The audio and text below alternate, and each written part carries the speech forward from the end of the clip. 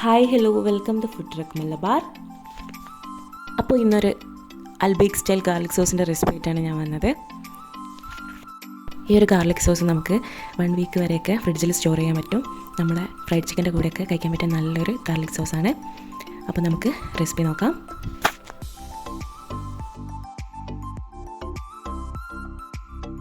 അപ്പോൾ നമുക്ക് flame on ചെയ്യുന്നതിന് മുന്നേ തന്നെ ഒരു പാത്രത്തിലേക്ക് ഒരു 4 ടേബിൾ സ്പൂൺ കോൺഫ്ലവറിൻ്റെ പൊടിയും 1 കപ്പ് വെള്ളം കൂടി നല്ലോണം വിസ്ക് വെച്ചിട്ട് കട്ടകളില്ലാണ്ട് ജസ്റ്റ് ഒന്ന് യോജിപ്പിച്ചെടുക്കാം.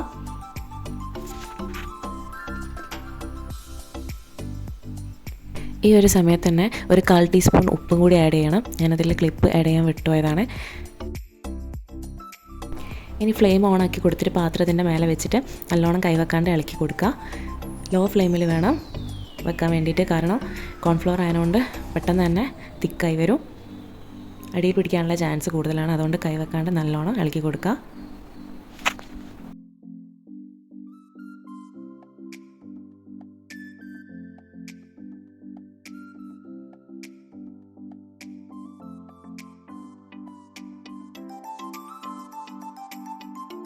അപ്പോൾ ഇങ്ങനെ പാത്രത്തിൽ നിന്ന് വിട്ട് വരുന്നൊരു ടെക്സ്ചർ ആകുന്ന സമയത്ത് നമുക്ക് ഫ്ലെയിം ഓഫാക്കി കൊടുക്കാം. എന്നിട്ട് നമുക്കിത് തണുക്കാൻ വേണ്ടിയിട്ട് അപ്പുറത്ത് മാറ്റി വെക്കാം. ഈ മിക്സിൻ്റെ ചൂടാറി കഴിഞ്ഞതിന് ശേഷം നമുക്ക് മിക്സി ജാറിലേക്ക് ഇട്ട് കൊടുക്കാം. ഇതിലേക്ക് ഞാനൊരു 7 അല്ലി വെളുത്തുള്ളിയും കൂടി ചേർത്തിട്ടുണ്ട്. 1 കപ്പ് പാലും കൂടി ചേർത്ത് കൊടുക്കാം.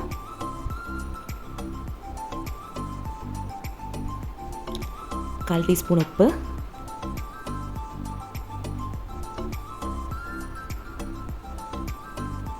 ഒരു 2 ടേബിൾ സ്പൂൺ ചെറുനാരങ്ങയുടെ നീരും കൂടി ചേർത്ത് കൊടുക്കുക. എന്നിട്ട് നല്ലോണം മിക്സി ജാറിൽ നല്ലോണം അടിച്ചെടുക്കാം. ഈ ഒരു തിക്നെസ്സിലാണ് ഇതുണ്ടാവുക. ഇതിലേക്ക് നമുക്ക് കുറച്ചായിട്ട് ഓയിൽ ഒഴിച്ച് കൊടുക്കണം. സൺഫ്ലവർ ഓയിലാണ് ഞാനിവിടെ എടുത്തിട്ടുള്ളത്. നമുക്ക് എത്രയാണോ തിക്നെസ് വേണ്ടത് അതിനനുസരിച്ച് ഓയിൽ ചേർത്ത് കൊടുക്കണം. ഞാനിവിടെ 1/2 കപ്പിൻ്റെ അടുത്ത് ഒഴിച്ച് കൊടുത്തിട്ടുണ്ട്. ഇത് ഒന്നുകൂടി മിക്സിയിൽ അടിച്ചെടുക്കുക.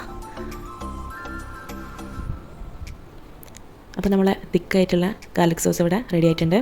എനിക്കിവിടെ കറക്റ്റ് ഒരു 1/2 കപ്പിൻ്റെ അടുത്ത് സൺഫ്ലവർ ഓയിൽ ഇവിടെ വേണ്ടി വന്നിട്ടുണ്ട്. നിങ്ങളുടെ തിക്നെസ്സിന് അനുസരിച്ചിട്ട് നിങ്ങൾക്ക് കൂട്ടാൻ കുറയ്ക്കുകയൊക്കെ ചെയ്യാം. അപ്പം നമ്മളെ ഫ്രൈഡ് ചിക്കൻ്റെ കൂടെയൊക്കെ കഴിക്കാൻ നല്ലൊരു അടിപൊളി ഗാർലിക് സോസാണ്. എന്തായാലും നിങ്ങളിതൊന്ന് ട്രൈ ചെയ്ത് നോക്കുക.